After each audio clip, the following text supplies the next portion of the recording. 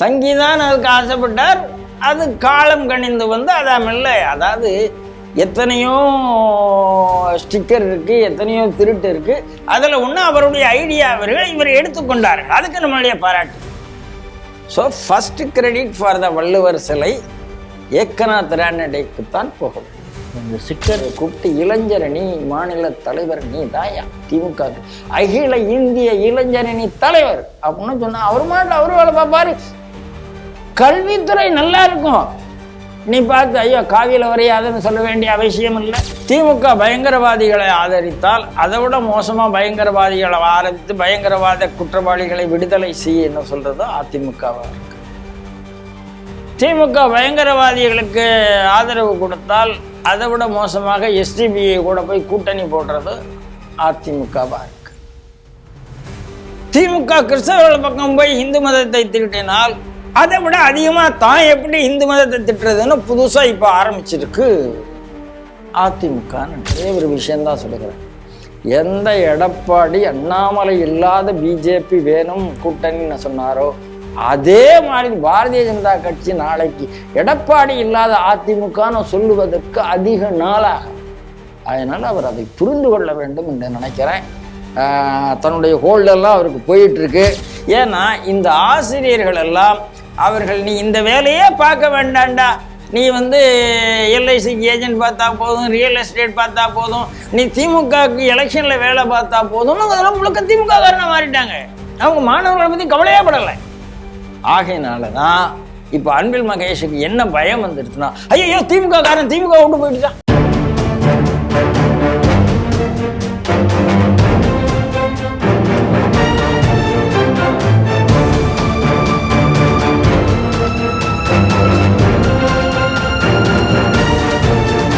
TV நேயர்களுக்கு வணக்கம். இன்றைய செய்திகள் சிந்தனை நிகழ்ச்சிக்கு உங்களை வரவேற்கிறோம். முதலில் இன்றைய முக்கிய செய்திகளை பார்ப்போம். இனி 5 முதல் 8ஆம் வகுப்பு வரை ஆல் பாஸ் முறை ரத்து. தமிழகத்தில் ஆல் பாஸ் முறை தொடரும். அன்பில் மகேஷ். மாணவர்கள் இனி காவி திருவள்ளுவர் வரைய தடை. கேரளாவிலிருந்து உணவு கழிவுகள் மனித கழிவுகள் ஏற்றி வந்த 4 லாரிகள் குமரி எல்லையில் தடுத்து நிறுத்தம். அரசு பணிகளுக்கான இணையதள சேவைக்கான கட்டணம் நிலுவை விவகாரம். அண்ணாமலையிடம் வசமாக சிக்கிய அன்பில் மகேஷ். அதிமுக நடத்திய கிறிஸ்துமஸ் விழாவில் அப்பட்டமான ஹிந்து மத வெறுப்பு பிரச்சாரம். இன்றைய செய்திகள் குறித்து தனது கருத்துக்களை பகிர்ந்து கொள்ள நமது அரங்கத்திற்கு ஒரே நாடு இதழின் ஆசிரியர் திரு ராம நம்பி நாராயணன் அவர்கள் வந்திருக்கிறார். ஸ்ரீ டிவி நேயர்கள் சார்பாக அவர் வரவேற்கிறேன். வணக்கம். வணக்கம் ராஜேஷ், சொல்லுங்க. நேற்று பார்த்தீங்கன்னா மத்திய அரசு ஒரு மிக முக்கியமான ஒரு சுற்றறிக்கை, ஒரு அறிவுறுத்தலை மாநில அரசுகளுக்கு கொடுத்துருக்கு. என்னன்னா இனிமே ஆல் பாஸ், அதாவது 5ஆம் வகுப்பு முதல் 8ஆம் வகுப்பு வரை ஆல் பாஸ் அப்படிங்கிறது 2019 அது நடைமுறையில் இருக்கு. தொடர்ச்சியாக இந்த டிராப் அவுட்டை குறைக்கிறதுக்காக எல்லாருக்கும் கல்வி போய் சேரணும். நிறைய டிராப் அவுட் ஃபெயில் ஆயிடுச்சுன்னா 6ஆம் வகுப்புலேருந்து கூட எவனும் வரமாட்டேங்கிறான் ஸ்கூலுக்கு அப்படிங்கிறதுனால அட்லீஸ்ட் இஎஸ்எஸ்எல்சின்னு அப்போ சொல்லுவாங்க 8th அது வரைக்குமாவது ஆல் பாஸாவது போட்டு அவன் 8வது வரைக்குமாவது படிச்சுக்கிட்டோம். அதுக்குள்ளார அவன் எழுது படிக்கிறதாவது ஓரளவு தெரிஞ்சுப்பான் அப்படிங்கிற ஒரு நோக்கத்தோடு ஆரம்பிக்கப்பட்டது. ஆனால் மோடி அரசாங்கம் வந்ததிலிருந்து கல்வித்துறையில் பல முன்னெடுப்புகளை செய்திருக்கு. இன்னும் சொல்லுதுன்னா இதுவரை சென்று சேராத, அதாவது மலைவாழ் மக்களுக்கு கூட அந்த கல்வியை எட்டக்கூடிய வகையில் பல முன்னெடுப்புகளை செய்திருக்கு. அதன் பயனாக இப்போ என்னென்னா ஜஸ்ட் லைக் ஆல் பாஸ் அப்படிங்கிறது போடணுங்கிற அவசியம் இல்லை. என்னென்னா ஒருவேளை அந்த 8ஆம் வகுப்புக்குள்ளார அவன் ஏதாவது ஒரு ஃபெயில் ஆகிட்டா கூட அடுத்த 2 மாதங்களில் மறுதேர்வு நடத்தி அவனை பாஸ் பண்ண வைக்கணும், அதற்கு தகுதிப்படுத்த வேண்டும். சும்மா ஆல் பாஸுங்கிறத ஒரு நடைமுறையிலே தொடர்ந்து பின்பற்ற முடியாதுங்கிற ஒரு நடவடிக்கை எடுத்துட்டாங்க. பதறி அடித்துக்கொண்டு தமிழக கல்வித்துறை அமைச்சர் அதெல்லாம் வந்து நம்ம மாநிலத்துக்கு செல்லாது, அந்தந்த மாநிலத்துக்குன்னு அவங்க 16 மாநிலங்கள் சொல்கிறாங்க, அந்த மாநிலத்தில் நம்மளும் இருக்கிறோம், நம்ம நடைமுறை என்ன இருக்குதோ ஆல் பாஸ் அதை கண்டினியூ ஆகும் அப்படின்னு சொல்லியிருக்காரு. இந்த செய்தி எப்படி பார்க்குறீங்க சார்? 2009க்கு முன்னால் வரைக்கும் 2009 தான் இந்த ஆல் பாஸ் வருகிறது. 5ஆம் கிளாஸ் 8ஆம் கிளாஸ் 2009க்கு முன்னாளுக்கு இதே தேர்வு கொடுக்கப்படாத நிலை இருந்தது. அவர்கள் இல்லை, தேர்வு இல்லை, தேர்ச்சி பெறவில்லை அப்படிங்கிறது இருந்தது. ஆனால் அந்த நேரத்தில் பலவிதமான சர்ச்சைகள் பண்ணி, இல்லை இதில் சில பிரச்சனைகள் இருக்குது, கொஞ்ச காலத்துக்கு நாம் இதை சரி பண்ண வேண்டி இருக்குது. அதாவது எந்த அரேஞ்ச்மெண்ட்டுமே டெம்பரரி அரேஞ்ச்மெண்ட்டுங்கிறத நீங்கள் புரிஞ்சு கொள்ளுங்கள். புதுசாக மத்திய அரசு சொல்லலை. என்னைக்கு கல்வின்னு ஆரம்பித்ததோ அன்னையிலேருந்து 2009 வரைக்கும் அதுதான் இருந்தது.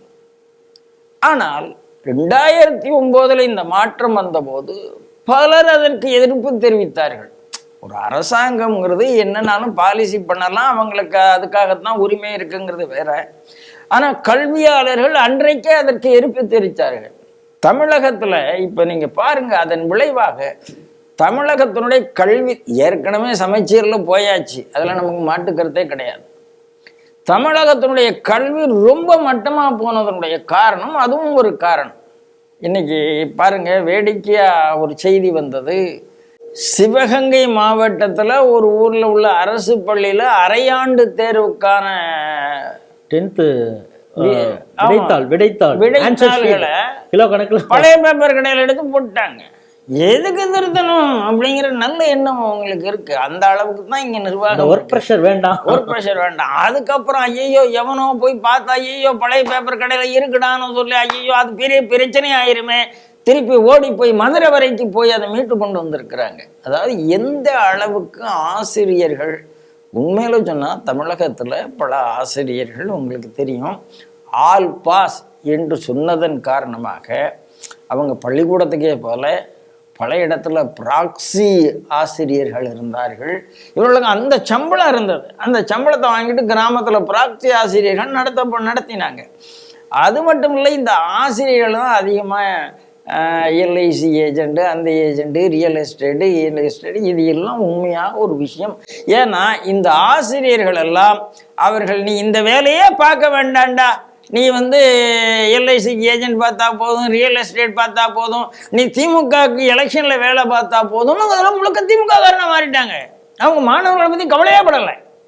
ஆகையினால தான் இப்போ அன்பில் மகேஷுக்கு என்ன பயம் வந்துடுச்சுன்னா, ஐயோ திமுக காரன் திமுக விட்டு போயிடுச்சா அப்படின்னு பயம் வந்துடுது. ஏன்னா அவ்வளவு சம்பளமும் கொடுத்து அக்கௌண்டபிலிட்டியும் கொடுக்காம வச்சிருந்தாங்க.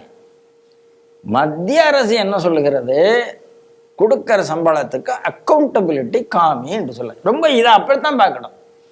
ரெண்டாவது, நீங்கள் 5ஆம் கிளாஸ் 8ஆம் கிளாஸில் பாஸ் ஆஃப் பண்ணலைன்னா அப்படின்னு கேள்வி கேட்டால், சார் இன்னைக்கு நீங்கள் டிவி ஷோ பாருங்கள் சார், 8 வயசு 7 வயசு 9 வயசு 10 வயசு குழந்தைகள் இந்த ரியாலிட்டி ஷோவில் என்ன அளவாக போட்டி போடுறாங்க தெரியுமா? என்ன மெச்சூரிட்டி அவங்களுக்கு இருக்குதுன்னா, டான்ஸ் ஷோவில், பாட்டு ஷோவில், பேச்சு பயிற்சியில்.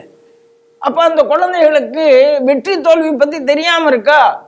தெரிகிறது. சமுதாயத்தில் வராங்க, அவங்களுக்கு வெற்றி தோல்வி தெரியாமல் இருக்கா? நீங்கள் ஸ்போர்ட்ஸ் நடத்துறீங்க, அதே பள்ளிக்கூடத்தில் ஸ்போர்ட்ஸும் நடத்துறீங்க. 5ஆம் கிளாஸு கீழேயும் ஸ்போர்ட்ஸ் இருக்குது, 5லேருந்து 8. அதில் ஒரு பையன் ஜெயிக்கிறான், ஒரு பையன் தோக்குறான், எல்லாருக்கும் ஒரு பரிசு கொடுக்குறீங்க. அப்போ வெற்றி தோல்வி என்பதை ஏற்றுக்கொள்ள மனப்பான்மை எந்த வயசில் சொல்லிக் கொடுக்கணும்? அதையும் 5 வயசுக்குள்ள 5ஆம் கிளாஸுக்குள்ளே சொல்லிக் கொடுக்கணும், அதையும் 8ஆம் கிளாஸுக்குள்ளே சொல்லிக் கொடுக்கணும். ரெண்டாவது என்ன, அன்னைக்கு இவர்கள் ஒரு பையனை தரம் பிரித்து விடுகிறார்கள். யாரை, இந்த பையனுக்கு இது வரல. இப்போ தேசிய கல்விக் கொள்கையை ஒருத்தனுடைய டேலண்ட் ஐடென்டிஃபை பண்ண சொல்லுதா இல்லையா? அதுக்குதான் 5ஆம் வகுப்புங்கிறத ஒரு கிரைட்டீரியா, 8ஆம் வகுப்பு 10ஆம் வகுப்புன்னு வச்சிருக்காங்க. அவ்வளவுதான். நீங்க 5ஆம் வகுப்புலயே அவர்களுக்கு பொது தேர்வா அப்படின்லாம் பயமுறுத்தாங்க. சார் அதுக்காகத்தானே சார் ஐடென்டிஃபை பண்ண சொல்றாங்க. இன்னைக்கு நீங்க 1000 பேசுறீங்க, வெளியில பாருங்க, சீனாவில் பாருங்க, நீங்க அதெல்லாம் நல்ல வீடியோ போடுவோம் பாரு, குழந்தைகளை இந்த வயசுலேயே எப்படி மென் பண்ணுகிறார்கள் பாருங்க, ஒலிம்பிக்ல அதான் போடுறீங்கல்ல, அதை நீங்க செய்ய வேண்டியதானே. நீங்களே தானே பாரு, சீனாவை பாரு, ரஷ்யாவை பாரு, அமெரிக்காவை பாரு, நீங்க தானே சொல்றீங்க. எக்ஸாமினேஷனையும் கன்ஃபியூஸ் பண்ணிக்கிறாங்க. எவால்வேஷன் வேற, எக்ஸாமினேஷன் வேற. மத்திய அரசு என்ன சொல்லுகிறது, 5ஆம் கிளாஸில் 8ஆம் கிளாஸில் இல்லைன்னா 2 மாதம் டைம் கொடு. அந்த அக்கௌண்டபிலிட்டியை டீச்சர்கிட்ட ஃபிக்ஸ் பண்ணுறாங்க. அவனை பாஸ் பண்ண வை. அந்த அக்கௌண்டபிலிட்டி இல்லாத டீச்சர்ஸ்னால தான் இன்னைக்கு சீர்கட்டு போயிருக்கு. ஆல் பாஸ்ல இன்னொரு குற்றச்சாட்டு பல கல்வியாளர்கள் சொல்றாங்க, தமிழ்ல கூட அவனுக்கு எழுத வரல. 9ஆம் வகுப்பு வந்தா சார், நீங்க அதுதான் சார் சொல்றேன், எத்தனை பேர் எழுதல? 42,000 பேர் தமிழ் பரீட்சை எழுத போகவில்லை. பார்த்தோமா இல்லையா? நம்ம எஸ்எஸ்எல்சியும் போக மாட்டேங்கிறான். அப்புறம் நீ என்ன கற்றுக் கொடுத்த சார்? இன்னொன்னு சொல்றேன் சார், நான் ஓப்பனாக சொல்லுகிறேன், தமிழகத்திலேயே நான் பெர்ஃபார்மிங் மினிஸ்டர் ஒருத்தர் இருப்பார்னா அவர் அன்பில் பொய்யாமொழி தான், அன்பில் மகேஷ் பொய்யாமொழி தான். ஆனா அவருக்கு உதயநிதி கூட போறதுக்கு தான் நேரம் சரியா இருக்குது. அதாவது உதயநிதி ரசிகர் மன்றத்தினுடைய மாநில தலைவர் பொறுப்பு யாராவது இருக்கணும்னா அன்பில் மகேஷ் பொய்யாமொழி கொடுத்துடலாம். அதனால இன்னைக்கு இவங்க ஏன் அவசரப்படுகிறார்கள் அப்படின்னு கேட்டா, நீங்க ஏன் நீட் வேண்டாங்கிறீங்க? இந்தியா முழுக்க நீட் வந்தாச்சு, தமிழ்நாட்டில் உன் ஸ்டூடெண்ட்டை நீ தயார் பண்ணல. நீ எந்த தேர்வுக்கும் அந்த ஸ்டூடெண்ட்டை தயார் பண்ணவில்லை. ஸ்டூடெண்ட் தயாராகிறதுக்கு தயாராக இருக்கிறான், ஸ்டூடெண்ட் தயாரா இருக்கான், அவனை போய் நீ தற்கொலை பண்றியால தற்கொலைக்கு தூண்டுற. அதனால இவர்கள் உண்மையிலேயே தமிழக மாணவர்களை பற்றி கவலைப்படுவார்கள் என்றால், இப்போ 16 மாநிலங்கள் இதை ஏற்கனவே மத்திய அரசு சொன்ன போது கூட அவர்கள் சுயமாகவே இல்லை, எங்களுக்கு ஃபெயில் பாஸ் வேணும் என்று தான் வைத்து கொண்டிருக்கிறார்கள். அந்த உரிமை உங்ககிட்ட இருக்கு. நீங்க 1000 சொன்னாலும் மத்திய அரசு அந்த உரிமையை உங்களுக்கு கொடுத்திருக்கு. அந்த உரிமையை நீங்க என்ன பண்றீங்க? உங்களுக்கு கொடுத்த உரிமையை நீங்கள் மிஸ்யூஸ் பண்ணுகிறீர்கள், துருபயோகம் பண்ணுகிறீர்கள். அதை வைத்துக்கொண்டு மத்திய அரசு இப்படி செய்து அவருடைய கல்வி கற்றலை தடுக்கவே இல்லை சார். அவன் நல்லவனா வரணும்னு நினைக்குது, அவன் திறமசாலியா வரணும்னு நினைக்குது. நீங்க நினைக்கிறீங்க மக்கா வரணும்னு நினைக்கிறீங்க. ஆனா மத்திய அரசு இதுலயும் மத்திய அரசு குறை சொல்றதுன்னு ஒரு ஸ்டாண்ட் எடுத்திருக்கிறாரு. ஆனால் மகேஷ் பொய்யாமொழி நான் சொல்றேன், இது எதை காட்டுகிறது என்றால், தமிழக கல்வித்துறையினுடைய இம்பார்ட்டன்சி, இன்எபிலிட்டி. உங்களுக்கு இதெல்லாம் பண்ணுவதற்கு உங்க கல்வித்துறையை சேர்ந்த ஆசிரியர்களுக்கு தகுதி இல்லை என்று நீங்கள் ஒப்புக்கொள்கிறீர்கள். அப்படித்தான் நான் நினைக்கிறேன். ஏன்னா 2009 இந்த டிராவல்ல வந்து இந்த 2014 மோடி ஆட்சி வந்தாச்சு. 2014 இது என்ன செய்ய வேண்டும், என்ன மறுபரிசீலனை செய்ய வேண்டும் எல்லாரையும் சிந்தித்து அதுக்கான ஒரு இன்னைக்கு மத்திய அரசினுடைய பள்ளிகளில் ஃபெயில் இருக்காது என்ற நம்பிக்கை வந்த பிறகுதான் அதை எடுக்கிறார்கள். அப்படித்தான் நான் நினைக்கிறேன். அதை தாண்டி 1-2 இருந்துமானால் இருக்கிறதுக்கு வாய்ப்பு இருக்கு. 92%, 95% வரலாம். 1-2 வாய்ப்பு இருக்கு. வரட்டுமே, அந்த 2 வந்தா மாறி வரட்டும். ஆகையினால மத்திய அரசு இதை தீர அப்படியே எவால்வ் பண்ணித்தான் இந்த சட்டத்தை கொண்டு வந்திருக்கு. மாநில அரசு எவால்வேஷனுக்கு தயாராகவில்லை என்பதுதான் பரிதாபகரமான நிலைமை. கன்னியாகுமரியில் விவேகானந்தர் பாறைக்கு அருகாமையிலே பார்க்குறோம், மிக உயரமான திருவள்ளுவர் சிலை அமைச்சிருக்காங்க. அது திராவிட மாடலுடைய சாதனை அப்படின்னு சொல்லியிருக்காங்க. இப்போ நடந்து முடிந்த திமுகவுடைய செயற்குழு கூட்டத்திலேயே கூட அதை பேரறிவு சின்னமாக அறிவிக்கணும்னு, அது என்ன அதற்கு அர்த்தம்னு நமக்கு முழுசாக புரியல. பேரறிவு சின்னமாக திருவள்ளுவர் சிலையை சொல்லணும் அப்படின்னு சொல்லியிருக்காங்க. அதை இப்போ விவேகானந்தர் பாறைக்கும் இந்த வள்ளுவர் சிலைக்கும் போகிறதுக்கு இப்போ கண்ணாடி பாலம் அமைச்சிருக்காங்க. அதை வர 30ஆம் தேதி திறந்து வைக்க இருக்கிறார் முதல்வர். அதை ஒட்டி அந்த சிறப்புகளை, திருவள்ளுவர் சிலையை அந்த வடிவமைத்தது, அது சம்பந்தமாக இருக்கக்கூடிய சிறப்புகளை சொல்லக்கூடிய ஒரு கண்காட்சியெல்லாம் எக்ஸிபிட் பண்ணியிருக்காங்க. அதில் ஒரு மாணவன் காவி நிறத்தில் வள்ளுவரை ஒரு துறவி போல் வரைஞ்சிருக்கிறான். இது எங்கே பார்த்தாலும் மற்ற விஷயங்கள்லாம் டிஸ்பிளே வச்சுருக்காங்க. இது திடீர்னு அங்கே இருக்கக்கூடிய மீடியாக்கள் இருக்கக்கூடிய கியூரியாசிட்டி, இன்னும் திராவிட ஸ்டாக்குகள் அங்கே ஏதாவது போயிடுச்சு, இந்த ஃபோட்டோவை எடுத்து போட்டாங்க பாருங்கள், நீங்கள் வச்சுருக்கிற அந்த எக்ஸிபிட்லேயே காவி வள்ளுவர் இருக்கிறாரு. ஏற்கனவே ஆளுநர் போட்டதே ஒரு சர்ச்சை ஆனது.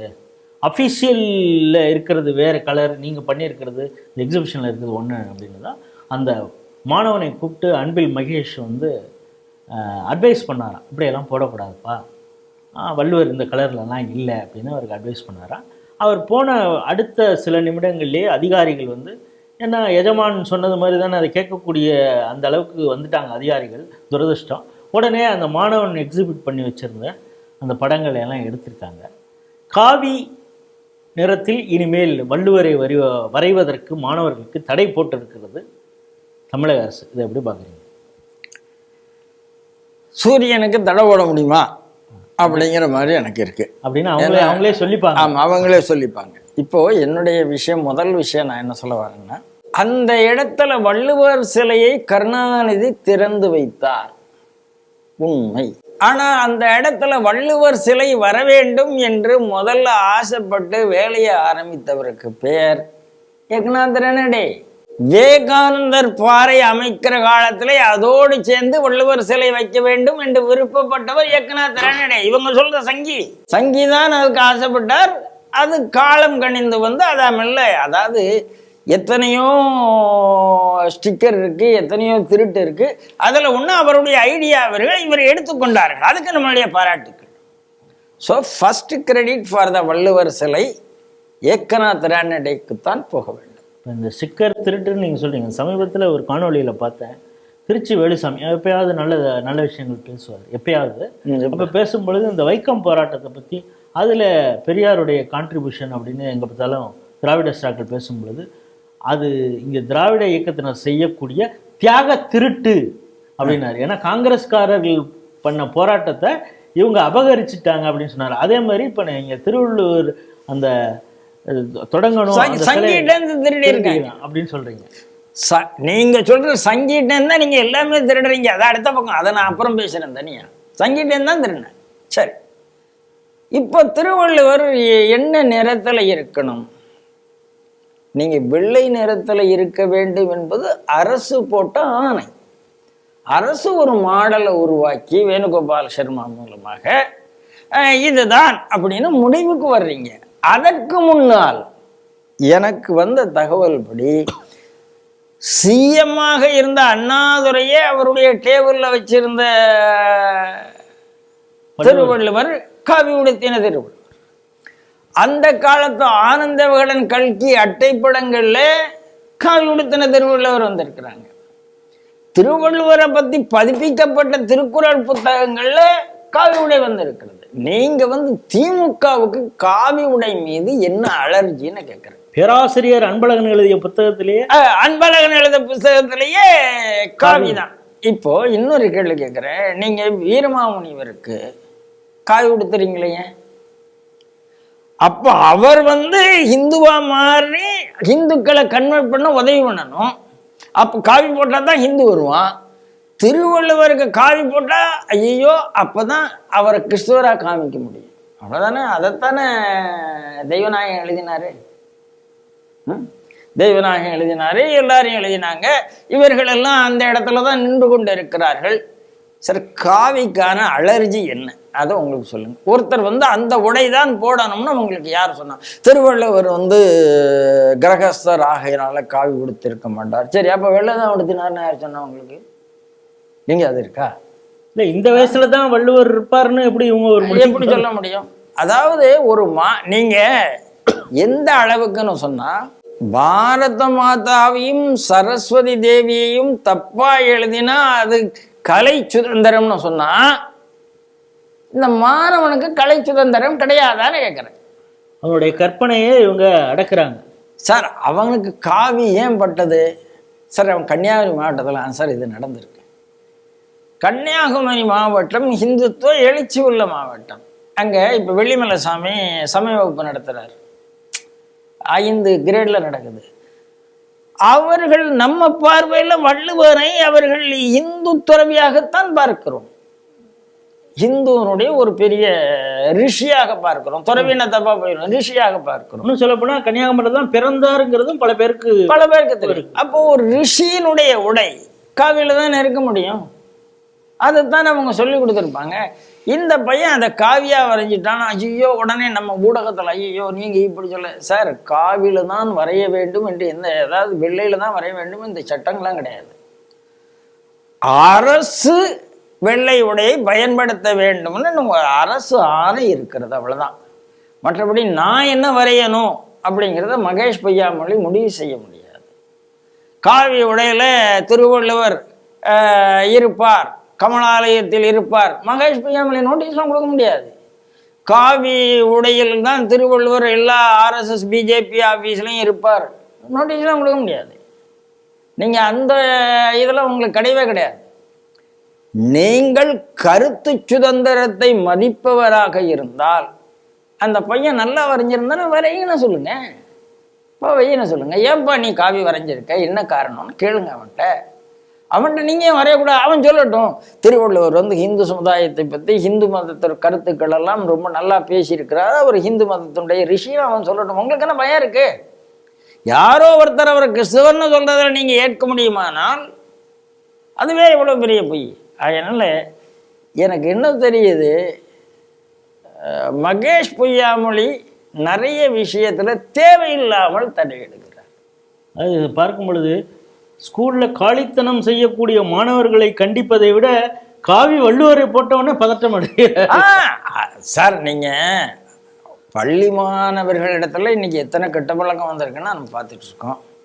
அவனை தண்டிக்க முடியாத இடத்துல ஆசிரியர்கள் இருக்கதை பார்த்துட்டு இருக்கோம். ட்ரக் வரைக்கும் பக்கத்துல வரைக்கும் கிடைச்சிருக்கு. ஆனா அதெல்லாம் இவங்களுக்கு பிரச்சனையா இல்லை, காவி பிரச்சனையா இருக்குன்னா இவர்கள் காவியை கண்டு பயப்படுகிறார்கள், வெள்ளைக்கு அடிமையாக இருக்கிறார்கள். அதுதான் என்னுடைய பார்வை. ஸ்ரீ டிவி நேயர்களுக்கு ஒரு தகவல், ஒரு வகையில் நமக்கு ஸ்ரீ டிவிக்கு ஒரு மகிழ்ச்சியான விஷயம் என்னென்னா, இப்போ எல்லாரும் அந்த காவி வள்ளுவரை குறித்து பேசும்பொழுது நமக்கு சந்தோஷமாக இருக்குது.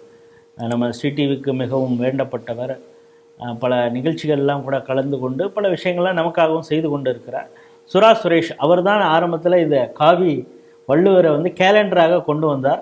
அது இப்பொழுது பட்டி தொட்டி எங்கும் போய் சேர்ந்து இருக்கிறது. அவர் இதுக்காக காப்பிரைட்லாம் ஒன்றும் கிளைம் பண்ணல, இருந்தால் கூட அவருக்கு இப்பொழுதும் இதை பார்க்கும் பொழுதெல்லாம் உள்ளூராக ரொம்ப சந்தோஷம். நம்ம டிசைன் பண்ண காவி வள்ளுவர் எல்லா இடத்துக்கும் போய் சேர்ந்துருச்சுன்னு. அந்த வகையில் ஸ்ரீ டிவிக்கும் மிக்க மகிழ்ச்சி. இந்த நேரத்தில் சுரா சுரேஷ் அவர்களுக்கு நம்மளது வாழ்த்துக்களும் பாராட்டுக்களும். அடுத்த செய்தி உங்களுக்கு தெரியும், ஒரு 2 வாரமாக திருநெல்வேலியே நாரி போனது. ஏற்கனவே மழை வெள்ளம் அங்கே ஒரு பக்கம், அது ஒரு பக்கம் இருந்தாலும் அதுலேருந்து அவங்க விடுபட்டு வரத்துக்குள்ளார கேரளாவிலிருந்து லோடாக வந்து அங்கே கழிவுகளை வந்து இறக்கிட்டு, குறிப்பாக கேன்சர் இன்ஸ்டியூட்லேருந்து கூட மருத்துவ கழிவுகளை எல்லாம் வந்து கூட்டிகிட்டு போனாங்க. ஆரம்பத்தில் இது குறித்து அங்கே இருக்கக்கூடியவர்கள் பார்வைக்கு, தமிழக அரசின் பார்வைக்கு கொண்டு வந்த பொழுது கூட அலட்சியப்படுத்தினார்கள். பிறகு அண்ணாமலை என்ன சொன்னார், இது இப்படியே தொடர்ந்ததுன்னா நான் 2-3 லாரியில் இங்கேருந்து எடுத்துகிட்டு நானே கேரளாவுக்கு போவேன் அப்படின்னு சொன்னது மட்டும் இல்லாமல், ரிப்போர்ட்டர் குறிப்பாக அந்த திருநெல்வேலியை சார்ந்தவர் தொடர்ச்சியாக இது குறித்து படங்களையும் வீடியோக்களையும் அவர் சமூக வலைதளங்களை பகிர்ந்து வந்தார். இது ஏற்படுத்திய விழிப்புணர்வு மக்கள் எல்லாருக்கும் இது போய் சேர்ந்த உடனே எல்லாரும் எதிர்ப்பு தெரிவிக்க ஆரம்பித்த உடனே வேறு வழி இல்லாமல் கேரள அரசிடம் கேட்டு அவங்க சமீபத்தில் தான் ஒரு 15 லாரியில் வந்து அந்த கழிவுகளை எடுத்துகிட்டு போனாங்க. அங்கே இருக்கக்கூடிய ஹைகோர்ட்டு கூட அந்த அரசை ரொம்ப கேவலமாக திட்டிருக்கு. இதை கூட உங்களால் ரீசைக்கிள் பண்ண முடியலையா, இல்லை அந்த கழிவுகளை மேலாண்மை பண்ணக்கூடிய அந்த கெப்பாசிட்டி உங்களுக்கு இல்லையான்னு கேள்வி கேட்டிருக்கிறது. இது ஓய்வதற்குள் இப்போ என்னென்னா கன்னியாகுமரி அந்த குமரி மாவட்ட எல்லைக்குள்ளார 2-3 லாரி வந்திருக்குது. அதை அங்கே இருக்கக்கூடிய சுங்க இலாக்காவில் இருப்பாங்க அந்த போலீஸார் தடுத்து நிறுத்திருக்கு. விசாரிச்சுக்கும் பொழுது அதில் உணவு கழிவுகள், மீன் கழிவுகள், அது மட்டும் இல்லை ரொம்ப மோசம் என்னென்னா மனித கழிவுகளை 2 லாரியில் எடுத்துகிட்டு வந்திருக்காங்க. இது எவ்வளோ கொடூரமானது. அப்போனா இந்த தமிழக அரசு ஒரு குப்பை தொட்டி போல கேரள அரசு, அதாவது இவர்களுக்கு மிகவும் இணக்கமான அரசு நினைக்கிறதா அப்படிங்கிறது நம்மளுடைய கேள்வி. நம்ம வரணும் ஒருத்தர் இருக்கார், கமலஹாசன். ஆமாம், அப்படிதான் சொல்றீங்க. இதுவரைக்கும் பினராயி விஜயன் அப்படியே கட்டி பிடிச்சிட்டு சிறந்த முதல்வர் அவர் தான், வேற இவரே பாராட்டு பத்திரம். அதாவது கேரளா சீஃப் மினிஸ்டருக்கு உடம்பு சரியில்லைன்னா அப்போலோ ஹாஸ்பிட்டலுக்கு வராரு, சென்னைக்கு மருத்துவம் பார்க்கறதுக்கு சென்னைக்கு தான் வரணும், இல்லைன்னா யூஎஸ் போறாரு, இல்லைன்னா யூஎஸ் போறாரு. ஆனா கழிவுகளை இங்க கொண்டு கொட்டுறாருன்னா என்ன நன்றி கட்ட தரம் இந்த கம்யூனிஸ்டுக்கு இருக்கு. இந்த கம்யூனிஸ்டுகள் நன்றி கட்டவர்கள். தமிழ்நாட்டில் இருக்கிற கம்யூனிஸ்ட் பேசினா இதை பத்தி, ஏண்டா அப்போலோல வந்து ட்ரீட்மெண்ட் எடுத்திய நீ எங்க தமிழகத்துக்கு கொடுமை செய்யறியேன்னு முத்தரசன் பேசினாரா, பாலகிருஷ்ணன் பேசினாரா, என்ன பேசி இருக்கிறாங்க? பேசவே இல்லை. முதல்ல இந்த கம்யூனிஸ்ட் கட்சிக்காரர்கள் தமிழகத்துக்கு துரோகம் செய்கிறாருன்னு யாருக்கு புரியணும்? புரியணுமா இல்லையா இருக்கிற சீஃப் மினிஸ்டருக்கு? பண்ணல. சரி, இவர் என்ன பண்ணாரு? இப்பதான் மாறி மாறி கேரளால போய் உதயநிதி போய் மத்திய அரசை தாக்கி பேசிட்டு வர்றார். என்ன பார்ட்னர், ரெண்டு பேரும் கம்யூனிஸ்ட் பார்ட்னர். வைக்கத்துக்கு போறார் ஸ்டாலின். இது ஒரு திருட்டு. நான் வேடிக்கை என்னன்னா, காங்கிரஸ் கட்சியை சேர்ந்த வேலுச்சாமி என்ன சொல்றாரு? எங்க தியாக திருட்டு, அதாவது வைக்கம் காங்கிரஸ் செய்த தியாகம், அதை திமுக தனக்கு எடுத்துக்கொள்கிறது அப்படின்னு சொல்றாரு. என்னன்னா, அதாவது காங்கிரஸ் தலைவர்களோட அந்த நிகழ்ச்சியில பங்கெடுக்கலங்கிறது தான் அவர் கூட. இல்ல அதுல என்ன வேடிக்கைன்னா, திமுக திருட்டுன்னு தெரிஞ்சுதானே நீங்க கூட்டணி வச்சிருக்க. நீங்க 2 பேரும் திருட்டு, 2Gல 2 பேரும் கூட்டணி தானே. அப்போ வேலுச்சாமியா இதை சொல்றாரு. இப்ப வைக்கத்துல போய் பேசிட்டு வர்றாரு. எல்லாம் இவர்கள் சொன்னா உடனே கேரள அரசு எல்லாத்தையும் கேட்குது. உதயநிதி போறாரு, ஸ்டாலின் போறாரு, நம்மவர் போறாரு, எல்லாரும் கட்டி பிடிக்கிறாங்க. அப்ப ஏன் கழிவு வருது? அப்படின்னா என்ன அர்த்தம்னா, உங்களை அவன் மதிக்கவில்லை. பெரியார் அணை பிரச்சனை முடியல, ஆனா நமக்கு அங்கேருந்து கழிவு மட்டும்தான் வருது. கழிவு வருது. நீ வைகோத்துக்கு போனீங்கன்னா கழிவு வருது. நீ வேற ஏதாவது துறை, காவல்துறை சம்பந்தமா போய் பேசிட்டு வரீங்கன்னா கழிவு வராது. அப்ப என்ன அர்த்தம்னா, திமுக தலைவர்கள் சுயமரியாதை அற்ற தலைவர்கள் கம்யூனிஸ்ட் கட்சிக்கார முடிவுண்டான். நீ பேசுறல்ல, உன் சுயமரியாதை யார்கிட்ட காமிக்கணும்? சுயமரியாதையை மோடிட்ட காமிக்கிறியா?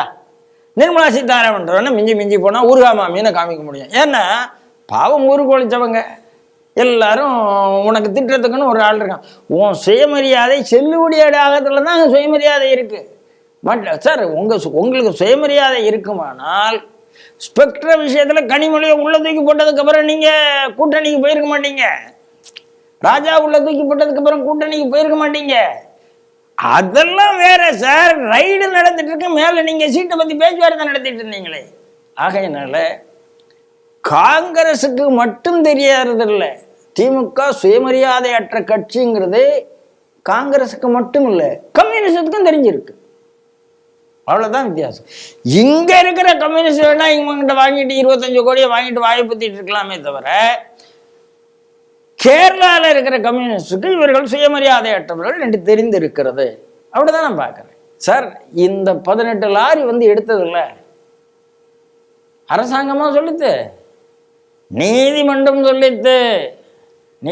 சார், இவங்களால தடுக்க முடிஞ்சதாங்கிறதான் கேள்வி. அரசாங்கத்தால் தடுக்க முடிந்ததா? எப்படி இத்தனை லோடு வந்தது? அந்த கான்ட்ராக்ட் எடுத்தது திமுக காரருங்கிறதும் ஒரு குற்றச்சாட்டு இருக்கு, வந்து கொண்டு இருக்குல்ல. அதாவது ரொம்ப அசிங்கமாக இந்த கழிவுகள், இதுக்கு சரியான பதில் அண்ணாமலை கொடுத்ததுதான். நீ கொண்டு வரல, நீ கொண்டு போகல, நான் லாரியில திருப்பி எடுத்துட்டு போய் கேரளால கொண்டு, அது வரைக்கும் இவங்க நடவடிக்கை எடுக்கல சார்.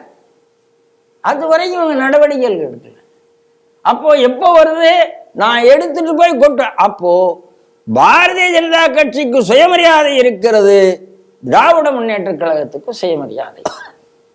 அதனால இதை நான் கழிவு பிரச்சனையா பாடல, களிசடைகளாக உங்களை மதிக்கிறார்கள் என்று நான் பார்க்கிறேன். அதுதான் என்னுடைய கருத்து. அதனால கொஞ்சம் முதுகு நிமிரணும் சார். உங்க கூட்டாளியா இருந்தாலும் உங்க கூட்டணியா இருந்தாலும் அவர்களுக்கு பின்னால இஸ்லாமியர்களும் அவர்களுக்கு பின்னால ஜிஹாத்திகளும் எவாஞ்சலிஸ்டுகளும் இருந்தாலும் அவர்களெல்லாம் இங்க குப்பையைத்தான் போட முடியும், தமிழ்நாடு குப்பை என்று சொன்னாலும் திராவிட மாடல் அரசு முதுகு நிமிரவில்லை என்றால் இது நடந்து கொண்டுதான் இருக்கும். கன்னியாகுமரியை ஏன் சூஸ் பண்றாங்க? கன்னியாகுமரி திராவிட மாடல் அரசு, அங்க குப்பையை போட முடியும். நீங்க எல்லாரும் அங்கதான் வச்சிருக்கீங்களே, அவங்களுக்கு தான் நீங்க அடிமையா இருக்கிறீங்க, அதனால போடுறேன். இந்த பக்கத்துல உங்களுக்கு தெரியும் பார்டர்ல எங்க போடுறாங்க. அதனால திராவிட முன்னேற்ற கழக அரசு, திராவிட மாடல் அரசு கொஞ்சம் நிமிர்ந்த முதிகோட வேலை பார்க்கணும்னு நான் எதிர்பார்க்கிறேன். நீங்கள் சென்ற செய்தியில் சொல்லும் பொழுது அண்ணாமலை வந்து நான் லாரி எடுத்துகிட்டு வந்து கேரளாவுக்கு வருவேன் அப்படின்னு சொன்ன உடனே பயந்துக்கிட்டு நடவடிக்கை எடுத்தது நீங்கள். இப்போ நீங்கள் சொல்கிற உங்கள் பாஷையில் சொன்னால் உதயநிதி அகில உலக ரசிகர் மன்ற தலைவர், அவர் வந்து அமைச்சராகவும் இருக்கிறார்னு நினைக்கிறேன். அவர் வசமாக அண்ணாமலையிடம் இப்போ சிக்கியிருக்கிறார். திமுககாரவங்களுக்கு ஒவ்வொரு இன்னிங்ஸில் ஒரு ஆள் வந்து மாட்டுவாங்க அண்ணாமலைகிட்ட. இந்த முறை அவர் மாட்டியிருக்கிறார். என்னென்னா, சமீபத்தில் அண்ணாமலை சொல்லியிருந்தார், இந்த டேட்டா யூசேஜ் பிஎஸ்என்எலுக்கு இந்த நெட்வொர்க்கு இப்போ பெரும்பாலான பள்ளி பாடங்களில் வந்து ஆன்லைன்லேயும் சில விஷயங்கள் பண்ணுறாங்க. அதனால் இந்த நெட்வொர்க் இதுக்கு அந்த சார்ஜ் வந்து நிறையா கிட்டத்தட்ட 1.5 கோடி ரூபா அளவுக்கு நிலுவையில் இருக்குது. அதை கட்டலைன்னா நாங்கள் வந்து அதை நிறுத்த வேண்டிய சூழல் வரும்னு பிஎஸ்என்எல்லேருந்து துறையிலேருந்து சர்க்குலர் அனுப்பிச்சிருக்காங்க அப்படின்னோடனே, அது குறித்து இப்போ இந்த அளவுக்கு பணம் இல்லாத ஒரு நிலையில் இருக்குது. இவங்க வந்து கோடிக்கணக்கில் வந்து கடன் வாங்குறாங்க மத்திய அரசுலேருந்து. அது சரியான வகையில் அவங்க செலவு பண்ணல. கேட்டால் ஒவ்வொரு இதுக்கும் எங்களுக்கு வேண்டிய நிலுவைத் தொகை வரல, ஜிஎஸ்டி நிலுவைத் தொகையும் மத்திய அரசே கை காட்டுறாங்களே தவிர இவங்க செலவு பண்ண வேண்டியதுக்கே இவங்க பண்ணலை. அதுவும் பள்ளி கல்வித்துறையில் அவங்க செலவு பண்ணலை அப்படின்னு ஒரு குற்றச்சாட்டை சொல்லும் பொழுது, நேற்று அன்பில் மகேஷ் ஒரு பத்திரிகை சந்திப்பில் அவர் சொல்லும் பொழுது, அண்ணாமலை வந்து ஒரு பாதி ஆஃப் பேக்டு நியூஸாக சொல்கிறாரு, அப்படியெல்லாம் ஒன்றும் இல்லை, உண்மைக்கு புறம்பான செய்திகளை எல்லாம் பரப்புகிறாங்க அப்படின்னு சொல்லியிருந்தார். இப்பொழுது மீண்டும் இவங்க எப்படி அவசரமாக பள்ளிக்கல்வித்துறை சார்பாக அந்த பிஎஸ்என்எலுக்கு அமௌண்ட்டை டிஸ்பர்ஸ் பண்ணியிருக்காங்க, அந்த அரியர்ஸ் அமௌண்ட்டெல்லாம் எப்படி டிஸ்பர்ஸ் பண்ணியிருக்காங்கன்னு ஒரு தகவலையும் போட்டு, சுற்றறிக்கை அனுப்பிய இயக்குனர், நோட்டீஸ் அனுப்பிய பிஎஸ்என்எல், இது ரெண்டுமே டிபார்ட்மெண்ட்டில் இருக்குது. இது ஒன்றுமே தெரியாமல் நீங்கள் சொல்கிறது மாதிரி அகில உலக ரசிகர் மன்ற தலைவர் பணியை மட்டும் செய்து கொண்டு இருந்தாரா அப்படிங்கிறது மாதிரி கேள்வி கேட்டிருக்காரு. சார், அண்ணாமலை அவர்கள் சொன்ன உடனே உங்களுக்கு கோபம் வந்ததில்ல, அவர் அரைகுறையாக சொல்லிட்டாருன்னு சொல்கிறேன். அதுக்கு முன்னால் நீங்கள் டிபார்ட்மெண்ட்டை வெரிஃபை பண்ணதுக்கு உங்களுக்கு எவ்வளோ நேரம் ஆகும்? அதாவது எந்த அளவுக்குன்னா ரியாக்ட் பண்ணுற அளவுக்கு கூட அவங்களுக்கு நேரத்தை செலவழிக்கணுமே, மூளையை செலவழிக்கணுமேங்கிற அவசரம் யோசிக்கிறது இல்லை. அண்ணாமலை அவர்கள் அரைகுறையாக பேசுகிறார். என்ன அரைகுறையாக பேசுறீங்க? உங்களுக்கு 1.5 கோடிக்கு நீங்கள் கொடுக்கணும்னு நோட்டீஸ் இருக்கிறத வைத்து தான் அந்த இணை கமிஷனர் வந்து எழுதுகிறார். எல்லாருக்கும் இணை இயக்குனர் எழுதுகிறார். எழுதின உடனே இப்போ நீங்கள் உடனே அடுத்த ப்ரெஸ் ஸ்டேட்மெண்ட் கொடுக்குறீங்க. எவ்வளோலாம் விடுவிக்கப்பட்டிருக்கு, எவ்வளோவெல்லாம் விடுவிக்கப்பட்டிருக்கு. அப்போ ஏன் கட்டலை அப்படின்னா நிர்வாகத்தினுடைய லெத்தார்ஜி, நிர்வாகத்தினுடைய சோம்பேறித்தனம். என்னங்க பணம் கட்டலை, என்ன கட்ட பணம் இருக்கு, நீங்கள் விடுவிச்சிருக்கீங்கன்னு சொல்கிறீங்க. ஒன்று இணை இயக்குனருடைய கடிதத்தின்படி என்ன புரிந்து கொள்ள முடியுது? பணம் விடுவிக்கப்பட்டிருக்கிறது என்பது புரிந்து கொள்ள முடிகிறது. அப்போ விடுவிக்கப்பட்ட பணத்தை கட்டுவதில் இவங்களுக்கு என்ன சிரமம் இருந்தது? ஏதாவது ஊழல் பண்ணலான்னு யோசிச்சாங்களா? என்ன நமக்கு ஒன்றும் தெரியல. இல்லை அது தடுக்கப்பட்டு விட்டதா? அதுவும் தெரியல. ஆனால் இந்த கடிதம் வந்து கட்டணுங்கிறத காமிச்சாச்சு. ஒரு நோட்டீஸ், பிஎஸ்என்எல் நோட்டீஸை வச்சு நீ கட்டிருன்னு இணை இயக்குனருடைய நோட்டீஸ். இப்போ அதை சார்ந்து நீங்கள் ஒரு அறிக்கை கொடுக்குறீங்க. என்னென்ன காலகட்டத்தில் அதாவது 5th ஸ்டாண்டர்ட் வரைக்கும் எவ்வளோ ரிலீஸ் பண்ணியிருக்கு, எஸ்எஸ்எல்சி வரைக்கும் எவ்வளோ ரிலீஸ் பண்ணியிருக்கு, 12th வரைக்கும் எவ்வளோ ரிலீஸ் பண்ணியிருக்கு, பெரிய அறிக்கை கொடுக்குறீங்க. அவ்வளோ ரிலீஸ் பண்ணியிருக்கல, ஏன் கட்டலை? இதாங்க. அப்போது நான் ஏற்கனவே உங்கள்கிட்ட சொன்ன மாதிரி அண்ணன் அன்பில் மகேஷ் பொய்யாமொழி ரசிகர் மன்ற வேலையை தவிர வேற வேலை பார்க்கல. அவர் சினிமா விட்டாரு, ஆனாலும் இன்னும் அதே அவருக்கு என்ன பிரச்சனைனா, தன்னுடைய மினிஸ்ட்ரியில என்ன நடக்குதுன்னு ஒரு மினிஸ்டருக்கு தெரியலங்க. அதுதாங்க பிரச்சனை. இப்போ செந்தில் பாலாஜி இருந்தார்னா செந்தில் பாலாஜி மேல ஏகப்பட்ட குற்றச்சாட்டு நீங்க வைக்கலாம். ஆனா அதிகாரிகளுக்கு தன்னுடைய மினிஸ்ட்ரியில என்ன நடக்குதுன்னு தெரியாத ஆள் இல்லை, அதையும் தெரிஞ்ச ஆளா இருந்தார். அது தெரிஞ்சாதானே மற்ற விஷயங்களும் செய்ய முடியும். இவருக்கு என்ன நடக்குது என்றே தெரியவில்லைன்னா முதல்ல அமைச்சரவையிலிருந்து வெளியே தூக்கி எறியப்பட வேண்டிய நபர் மகேஷ் அன்பில் பொய்யாமொழி. ஏன்னா இவர் வேலை பார்க்கல. நீங்க அழகா அதாவது திமுகவை பொறுத்தவரை இளைஞர் அணிக்கு வந்து வயசுலாம் கிடையாதுங்க. ஸ்டாலின் கிட்டத்தட்ட 70 வயசு வரைக்கும் கூட 70 இளைஞர் அணி தலைவராக இருந்தார். உதயநிதி தான் இளைஞர் அணியை பார்த்துட்டு இருந்தார். இவர் உதயநிதிக்கு ரொம்ப நட்பா இருக்காரு. பேசாம மகேஷ் பொய்யாமலையை கூப்பிட்டு இளைஞரணி மாநில தலைவர் நீ தாயா, திமுக அகில இந்திய இளைஞரணி தலைவர் அப்படின்னு சொன்னா அவர் மாட்டில் அவரு வேலை பார்ப்பாரு. கல்வித்துறை நல்லா இருக்கும். நீ பார்த்து ஐயோ காவியில வரையாதுன்னு சொல்ல வேண்டிய அவசியம் இல்லை. நீ பார்த்து இங்கங்க இது பண்ணணும்னு சொல்ல வேண்டிய அவசியம் இல்லை. எனக்கு என்னுடைய கல்வித்துறை என்னுடைய கல்வியை காப்பாற்றணும்னு நான் நினைக்கிறேன். அந்த குழந்தைகள் இன்னைக்கு டெக்னிக்கல் சர்வே உலகம் மாறிட்டுதுங்க. இன்னைக்கு இன்டர்நெட்ல தான் உலகம் இருக்கு. நீங்க என்ன அநியாயம் பண்ணீங்க இந்த திமுக? லேப்டாப்பை கட் பண்ணீங்க.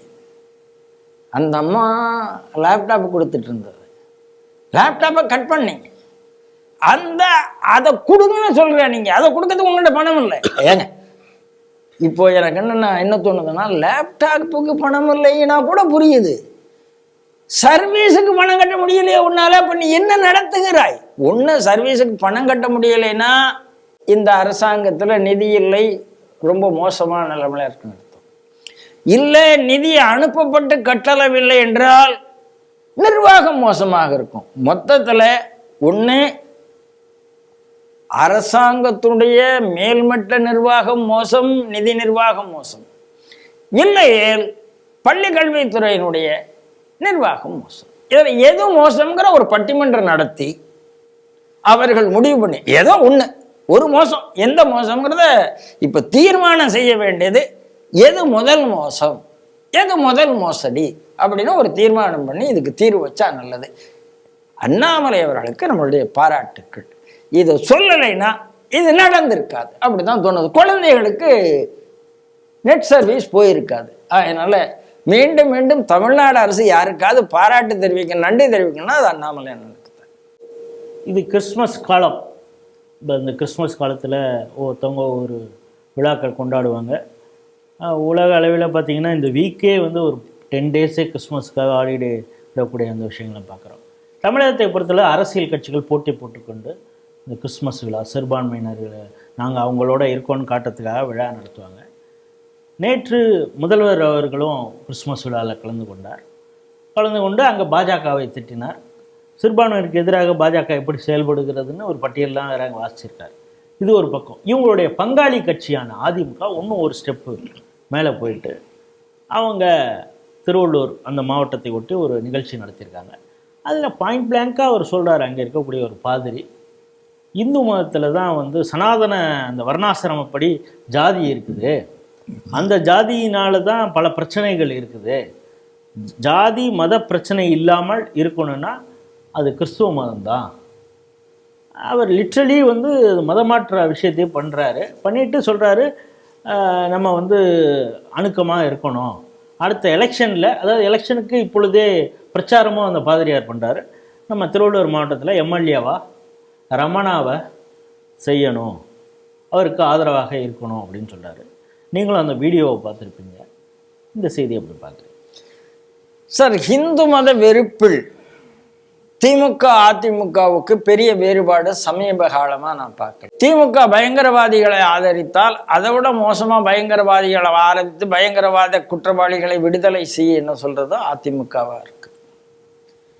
திமுக பயங்கரவாதிகளுக்கு ஆதரவு கொடுத்தால் அதை விட மோசமாக எஸ்டிபிஐ கூட போய் கூட்டணி போடுறது அதிமுகவாக இருக்கு. திமுக கிறிஸ்தவர்கள் பக்கம் போய் இந்து மதத்தை திட்டினால் அதை விட அதிகமாக தான் எப்படி இந்து மதத்தை திட்டுறதுன்னு புதுசாக இப்போ ஆரம்பிச்சிருக்கு அதிமுகன்னு நினைக்கிறேன் நான்.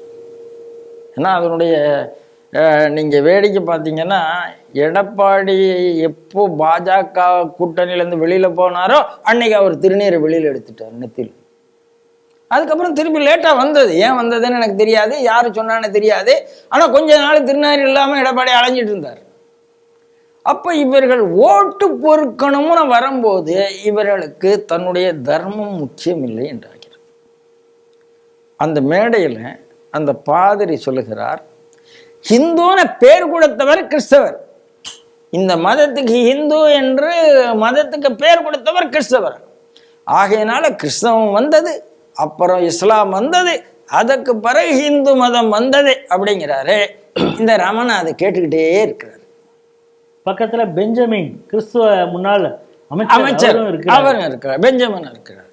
அதுக்கப்புறம் அவர் பேசுறாரு, சனாதன தர்மத்துல வேறுபாடு வந்தது, அதெல்லாம் சரி பண்ணத்துக்காகத்தான் கிறிஸ்து இயேசு வந்தாருன்னு பேசுறாரு. அதையும் உட்கார்ந்து கேட்டுட்டு இருக்கிறாங்க. அப்புறம் மந்திரங்களையும் கவலைப்படுது. சுக்லாம் பரதரம்னு ஒன்று அப்படியே தள்ளி வைப்பாங்க.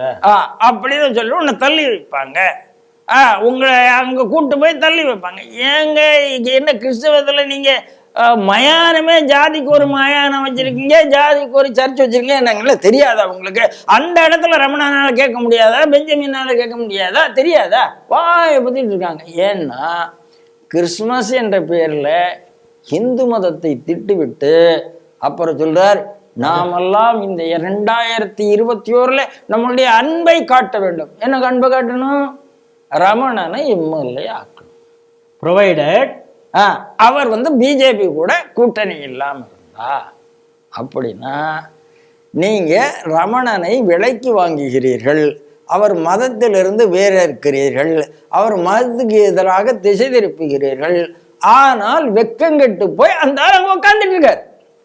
அவருக்கு பின்னால எடப்பாடியினுடைய பேனர் இருக்கு.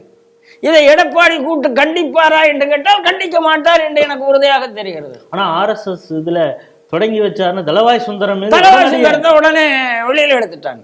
ஆகையினால இன்னைக்கு இந்துக்களுக்கு ஒரே பாதுகாப்பு சங்கிகள் மட்டும்தான்.